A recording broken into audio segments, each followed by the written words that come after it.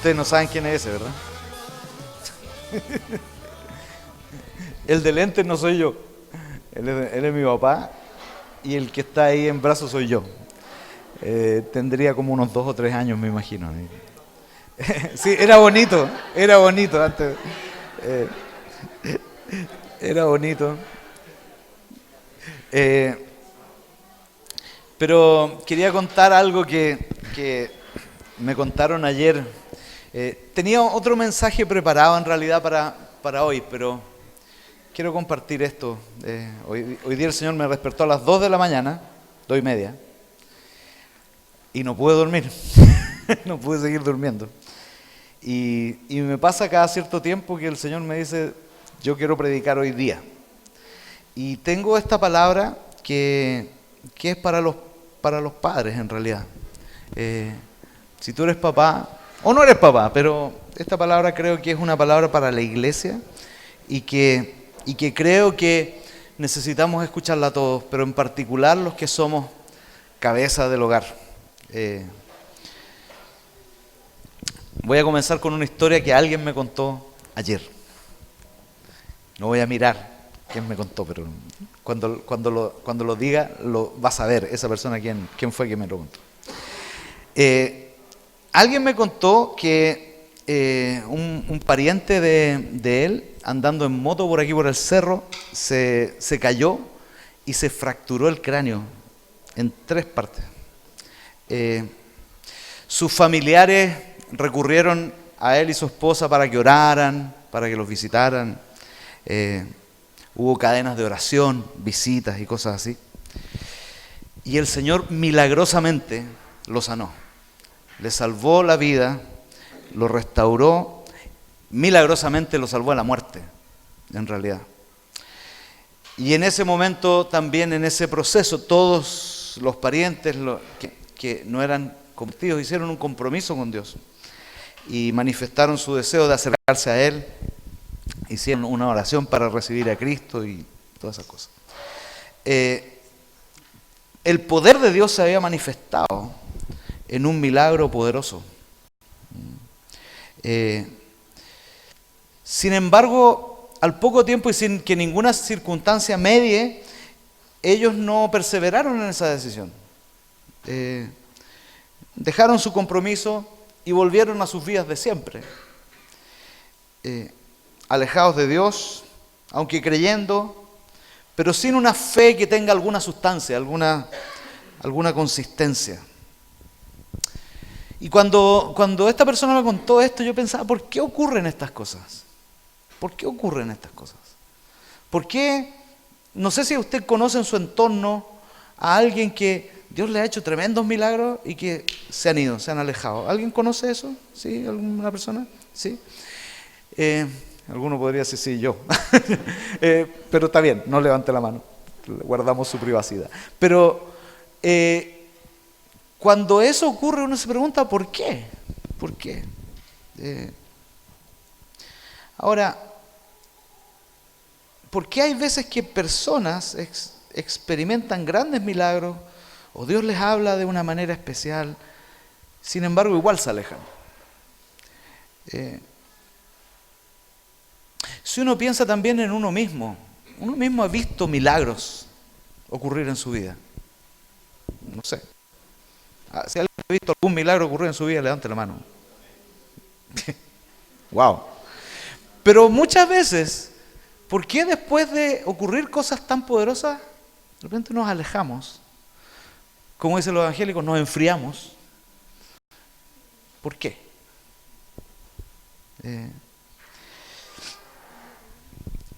Y Dios me habló esta semana acerca de una palabra muy particular. Y quiero contarles esto. ¿Por qué nos enfriamos? Dale la siguiente. Cuando Dios se reveló en el Antiguo Testamento, en el Génesis, a los patriarcas, vale decir, a Abraham, Isaac, Jacob, los patriarcas, los fundadores de la nación de Israel, Dios usó un nombre particular que que revelaba una faceta de su carácter. Ahora, para nosotros, los nombres, tal cual los entendemos ahora en Occidente, muchas veces no tienen mucho sentido en relación a una manifestación de un carácter o una profecía, pero para los hebreos sí. Los hebreos ponían nombres a las personas declarando cosas sobre ellos. Y algunos nombres eran maravillosos, otros nombres eran terribles.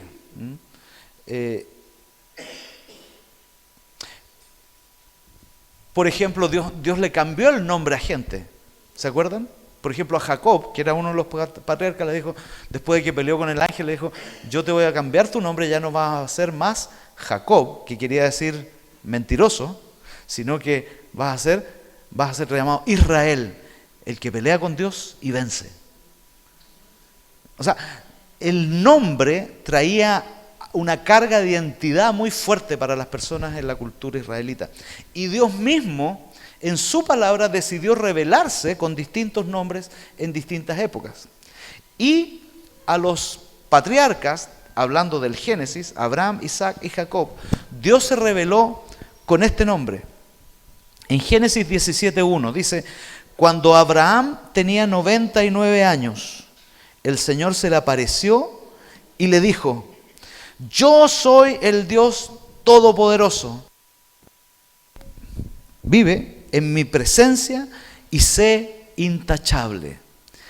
Y esa palabra, el Todopoderoso, en hebreo es El Shaddai.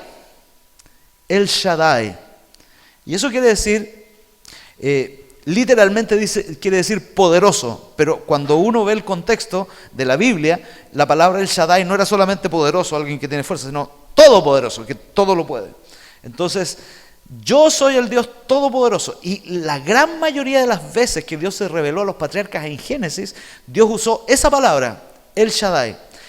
La versión católica es específica en eso porque cada vez que aparece Dios revelándose a las personas en el Génesis, aparece diciendo, literalmente dice, yo soy El Shaddai. Yo soy el Dios Todopoderoso, el que todo lo puede. El que nada se le escapa. El que las situaciones imposibles pueden transformarse en posibles.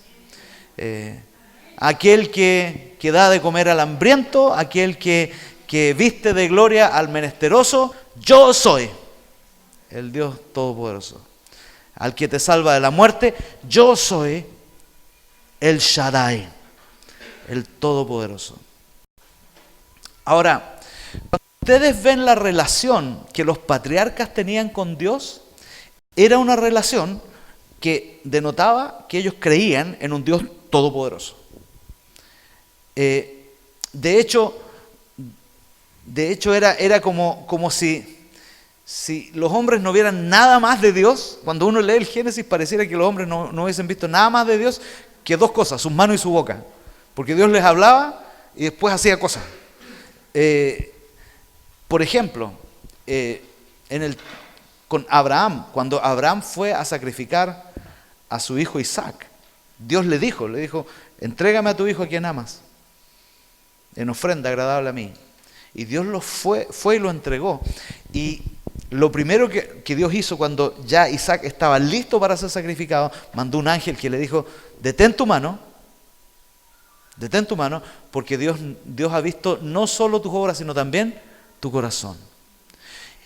Y dice la Biblia que él miró hacia un lado y había un corderito amarrado, listo para ser sacrificado, porque esa era la forma en la cual los judíos se les había ordenado, los israelitas, los patriarcas, les había sido ordenado que se acercaran a Dios.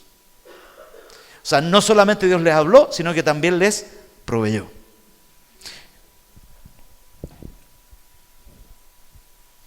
Y precisamente al lugar que Abraham le llamó, mi Dios provee.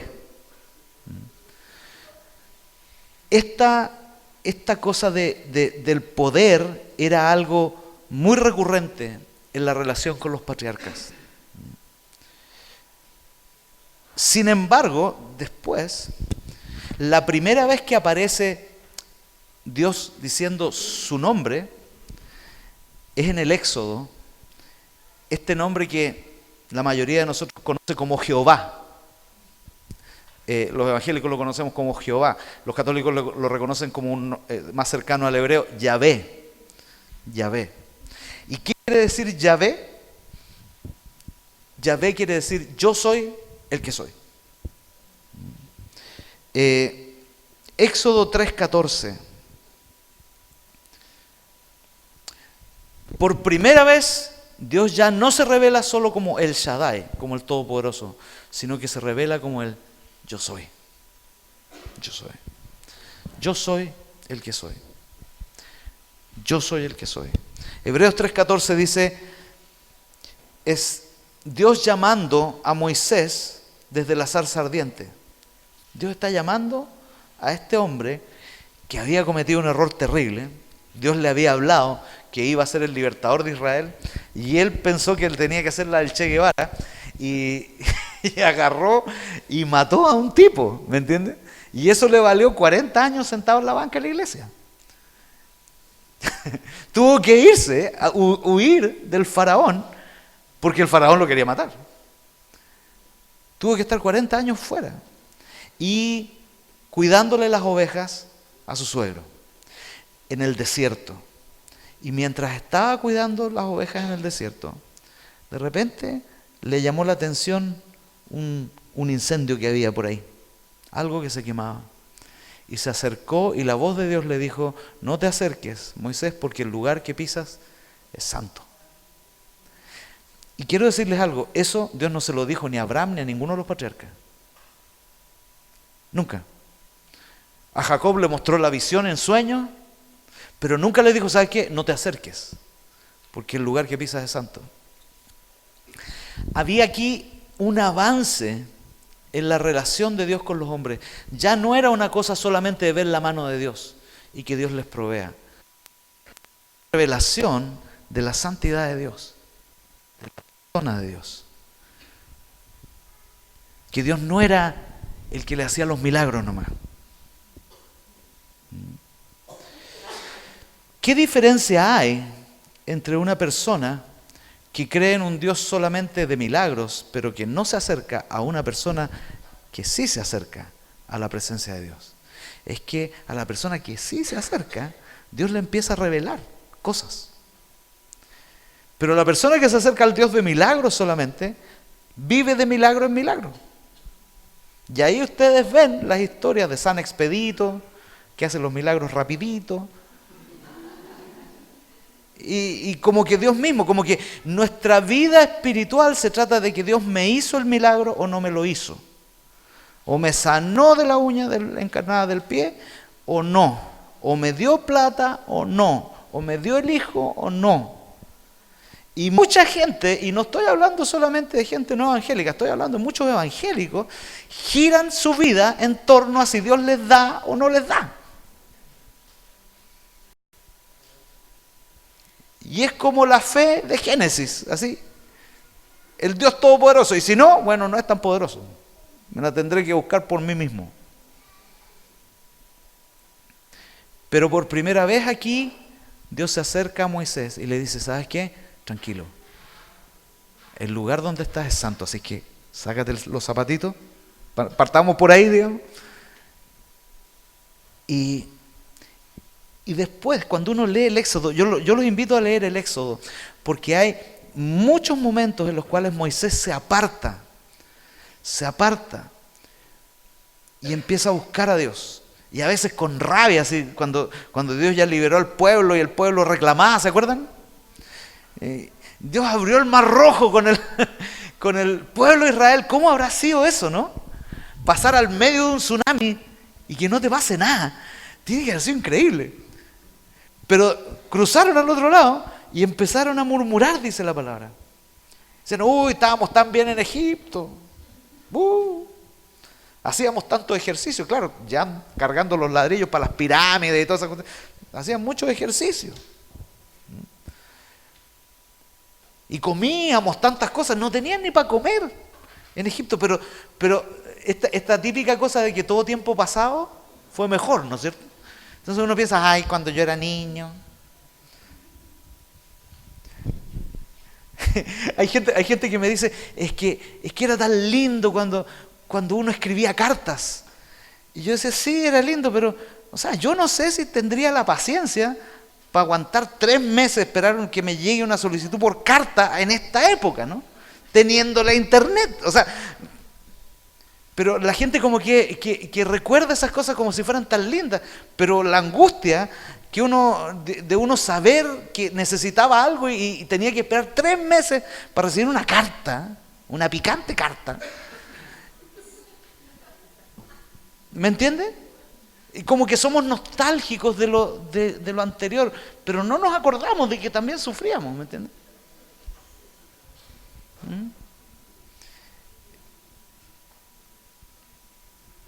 Y Dios se acerca aquí a Moisés y le dice, te voy a enviar a salvar a mi pueblo Israel. Y la primera pregunta que Dios le hace a Moisés, que Moisés le hace a Dios, le dice, pero si me preguntan quién me mandó, ¿qué les voy a decir? ¿Cómo te llamas?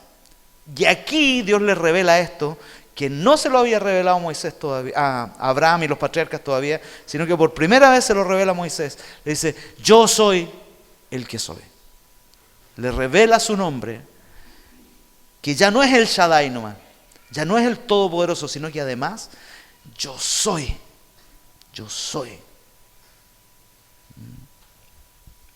¿Qué quiere decir ese yo soy? Que el Dios de Israel no es como los otros dioses. El Dios de Israel no es de piedra, el Dios de Israel no es de palo.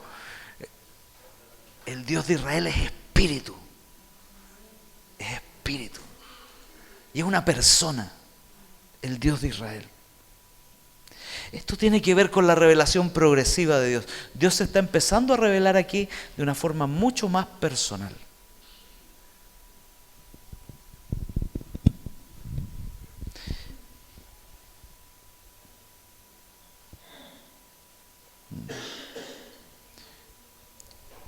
No deja de hacer milagros. Dios no deja de hacer milagros. Es más, los milagros, si uno examina los milagros en el Éxodo, son mucho más potentes que lo que hizo con Abraham y los patriarcas. ¿Por qué? Porque esos milagros eran milagros que no 1 o 2 personas veían, sino que todo un pueblo veía. Todo un pueblo, millones de personas vieron esos milagros. Cosas poderosas como abrir el mar en 2, que todas las mañanas salgan a tomar desayuno y les caiga pan del cielo, imagínense. Imagínense. No era vaya a la panadería, mijito, salga a buscar el pan, ya salga, ahí va a caer el cielo, una cuestión, y usted lo va a recibir. ¿Será normal eso? No, pues. Y era todos los días eran milagros de ese calibre, ¿me entiende? Pero Moisés tenía una relación aún más profunda con Abraham, que era considerado el padre de la fe. Pero los milagros fueron mucho más potentes en el tiempo de Moisés que en el tiempo de Abraham. ¿Por qué? Porque abarcaban a pueblos enteros. Abraham vio milagros en la naturaleza, casi a diario. Incluso cuando estaba enojado con el pueblo, y iba donde Dios. Y esa relación que que Moisés tenía con Dios estaba contento, estaba enojado. Iba ahí y decía, ya, Señor, este pueblo me tiene hasta aquí. Y le decía. O Dios le decía, ¿sabes qué? El pueblo está haciendo puras leceras. Baja del cerro y haz juicio sobre ellos. Dios les hablaba así muy directamente. Su relación era una relación mucho más cercana. No era solo el milagro, no era solo la mano.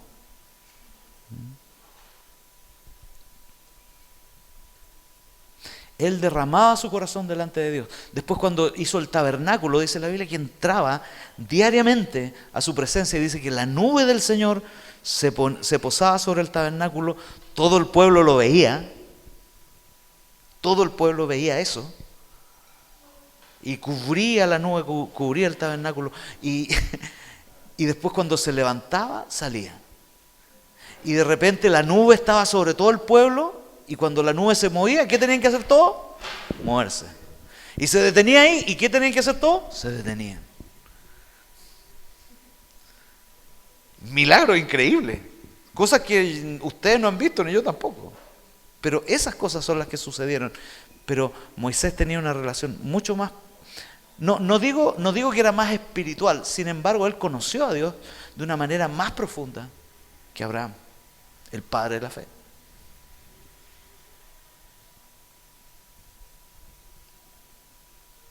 Que él derramaba su corazón delante de Dios, derramaba sus frustraciones, pedía dirección, adoraba.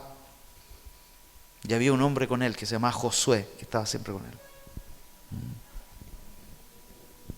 Ahora, ¿por qué les estoy diciendo esto? Y aquí viene mi llamado hoy día a todos los que somos varones, porque los varones somos gente por lo general muy concreta, ¿cierto? A mí me pasa eso. Yo quiero algo concreto, yo no quiero que me hagan sentir bien nomás. Cuando yo estoy sin recursos, yo le pido a Dios por plata. ¿A alguien le pasa eso? Sí, ¿no?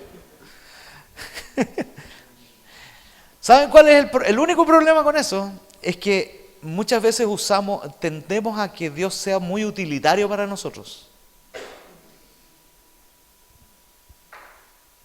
Contamos el milagro cuando Dios nos dio plata. Y lo contamos hasta el cansancio. Pero no perseveramos muchas veces en la relación. ¿Por qué? Porque establecemos a veces relaciones muy utilitarias con Dios. Dios me da y yo lo sigo. Pero me deja de dar, bueno, voy a tener que arreglármela solo. ¿Sí? Mueva la cabeza si le ha pasado así. Solamente, no diga amén, solo mueva la cabeza nomás. ¿Sí? ¿Le ha pasado? Tendemos a ser así. Tenemos problemas matrimoniales. Señor, tengo problemas matrimoniales. Mira, mi mujer es una bruja. La mujer se suaviza y ya nos olvidamos de Dios. ¿Sí?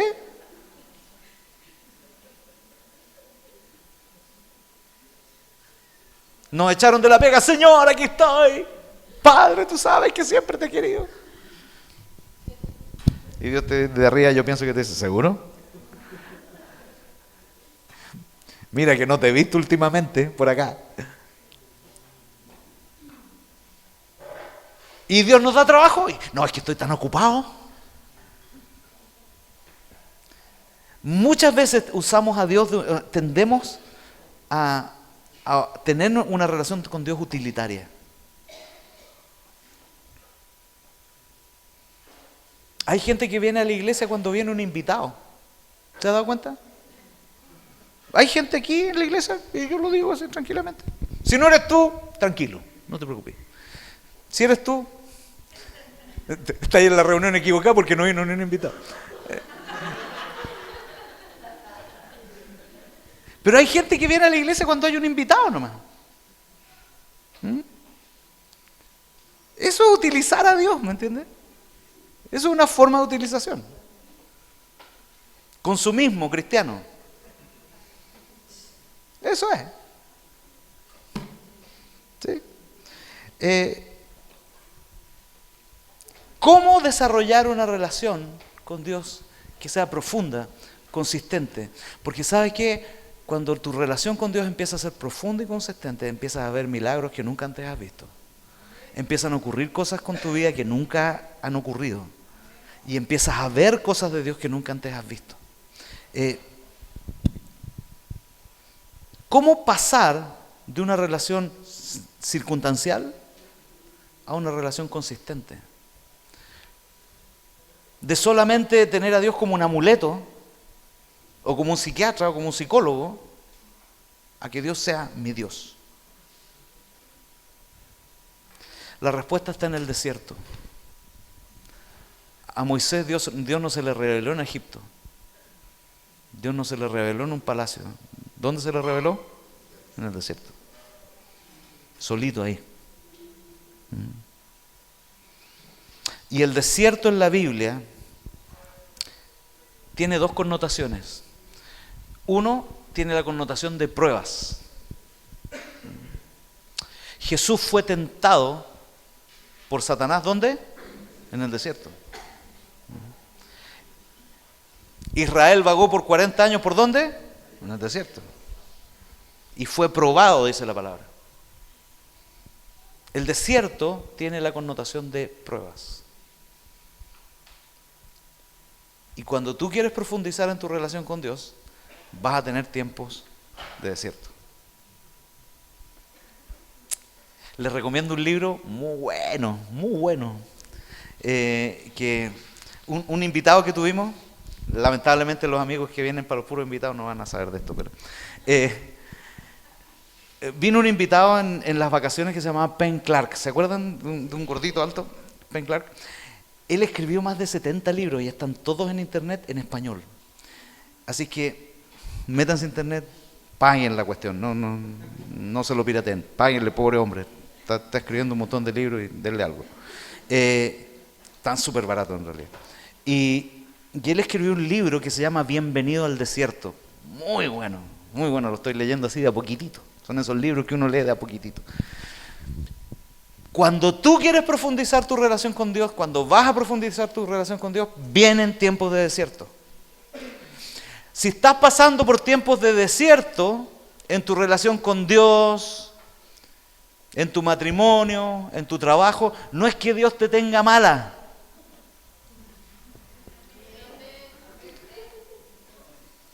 Si estás pasando por algún desierto, no es que Dios esté enojado contigo.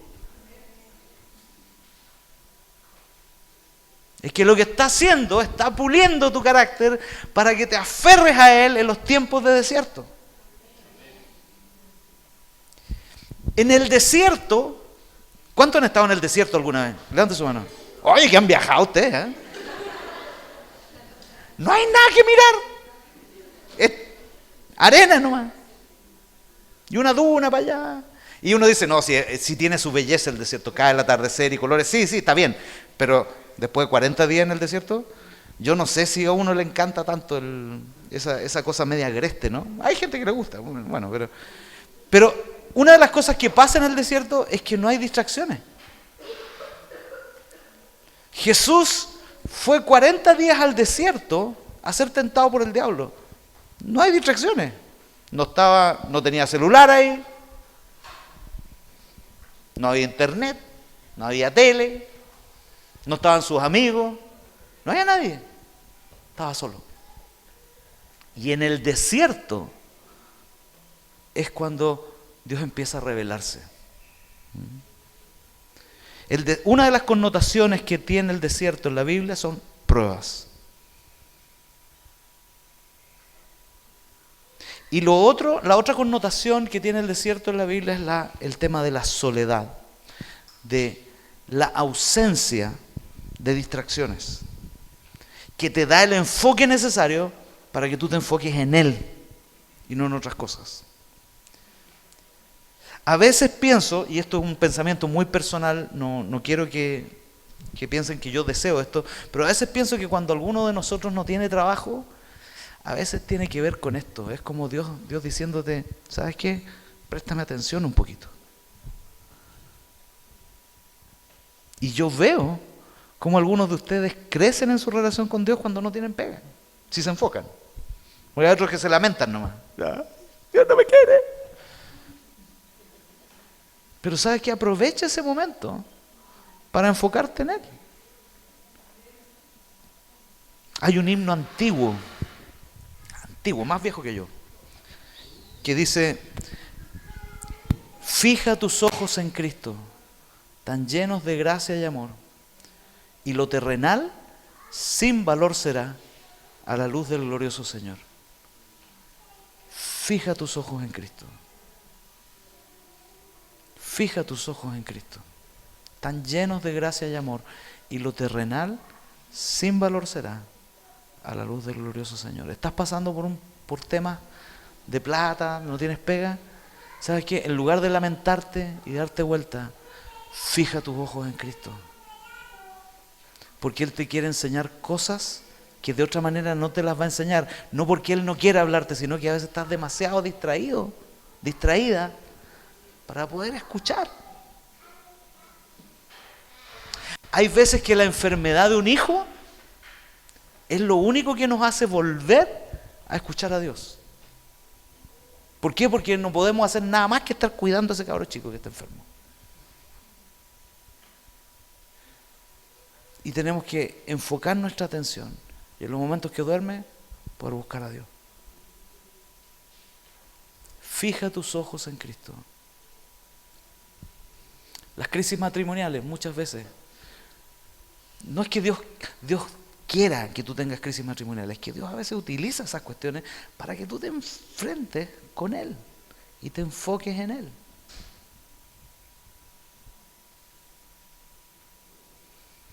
La soledad. El desierto tiene dos connotaciones, uno de pruebas y otro de soledad. Cuando tú estás solo, sola, con Dios.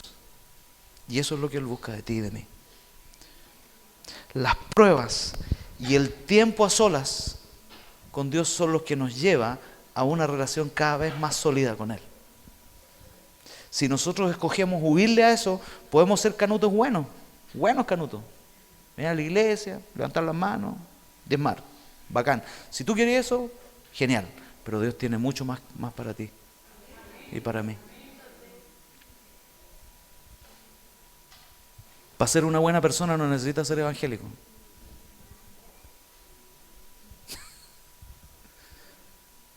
Dios quiere más. Dios quiere tu corazón. Dios quiere que tú lo escuches a Él, que lo conozcas a Él, que tengas una relación tan íntima que puedas entender sus caminos.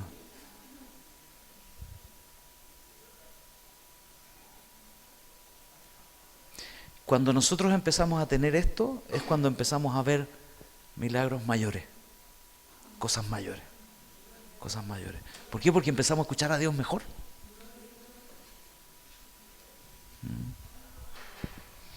¿Quieres tener milagros mayores?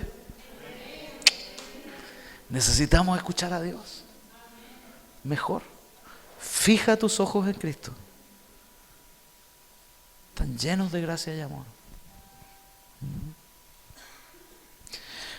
Por eso es que, no sé si está ahí, el apóstol Santiago dijo esto: hermanos míos, considérense. ¿No está? No, déjalo ahí. No.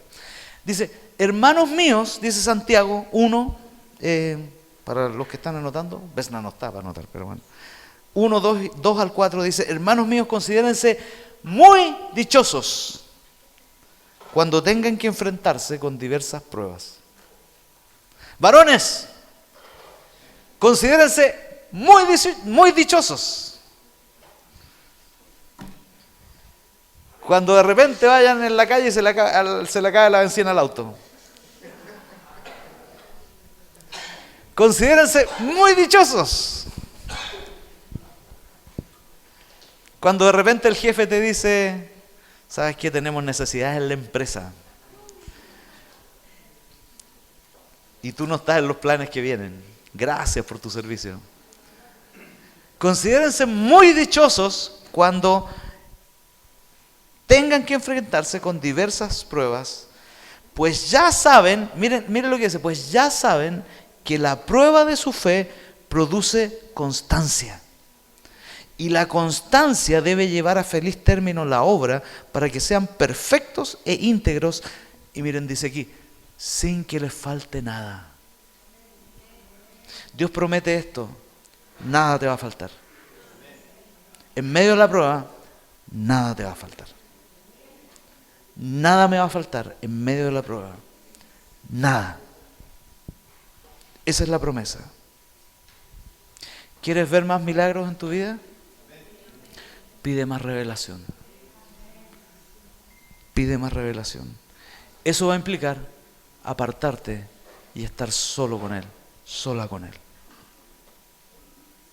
También van a venir más pruebas, pero vas a ver a Dios obrar milagrosamente. Amén. Pónganse de pie, por favor.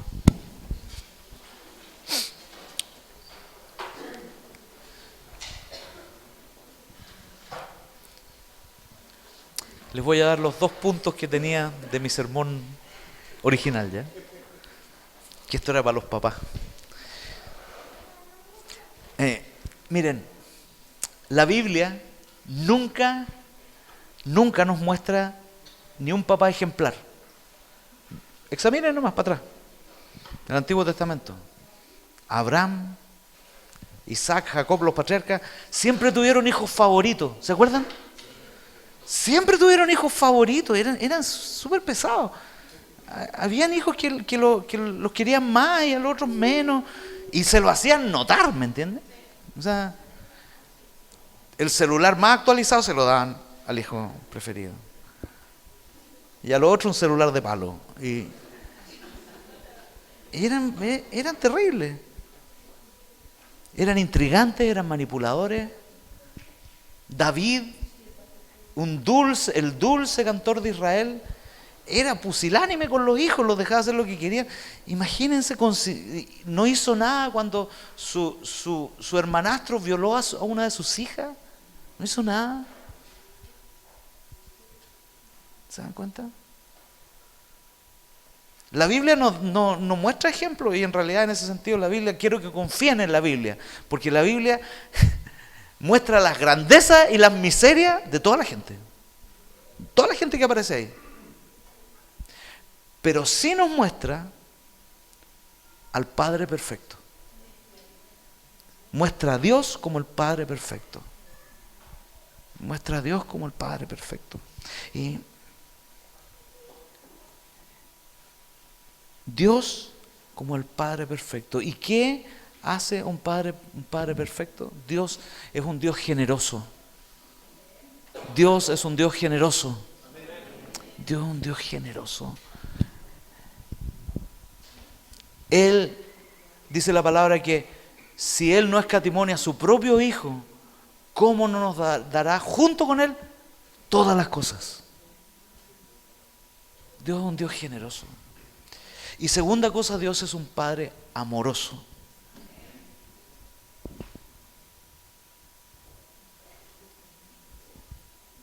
No es un Padre gruñón, no es un Padre con cara de vinagre. Dios es un Padre amoroso. Él nos ama.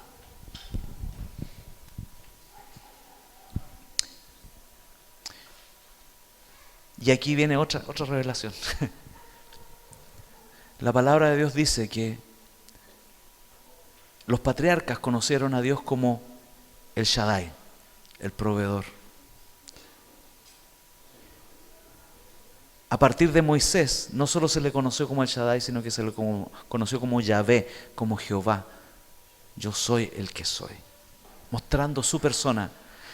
Pero ¿saben? El único en toda la historia que se refirió a Dios como su Padre fue Jesús. Abba. Cuando les enseñó a sus discípulos el Padre Nuestro, ¿se acuerdan? Un día estaba Jesús orando y los discípulos andaban detrás de él, hinchándolo así. Ya, pues enséñanos a orar, enséñanos a orar. Se dieron cuenta que hacía milagros y se dieron cuenta que no era porque era bacán nomás, sino porque oraba. Entonces, enséñanos a orar, enséñanos a orar. Ya le dijo, cuando ustedes oren, háganlo así. Digan esto: Abba, Padre, que estás en los cielos. ¿Sabe qué? Es la primera vez en la historia de la humanidad que alguien se refiere a Dios como Padre. Abba. Ese Padre generoso, ese Padre amoroso. Y nosotros somos herederos de esa relación. De esa relación. Y si nosotros tenemos un Padre generoso y amoroso, quiero que sepas, querido, cada vez que tú muestras generosidad y amor con tu esposa, con tus hijos, con tu familia, y no solo con ellos, sino con los que desconoces, sabes que estás reflejando a Abba. Abba. Abba. La palabra Abba es mucho más que Dios solamente. Abba denota una relación de amor. Alguna vez estaba en un aeropuerto y vi a unos judíos ahí entrando al counter y había un niñito chiquitito, así judío, con su kippah y toda la cosa chiquitito. Y estaría cansado, pobrecito, y le levantaba las manos al papá y le decía, Abba, Abba, Abba. Y fue como, wow. Esa es la relación que Dios quiere con nosotros. Un abandono total, confianza total, una pertenencia total. Amén. Y hoy día quisiera que oráramos, termináramos orando por todos los papás. Ya hay olor a pavo a la naranja que tienen allá afuera. Pero quisiera que todos nos acerquemos a los que son padres hoy día. Levanten sus manos todos los padres, por favor. Y vamos a orar. Mantengan su mano levantada los papás, por favor.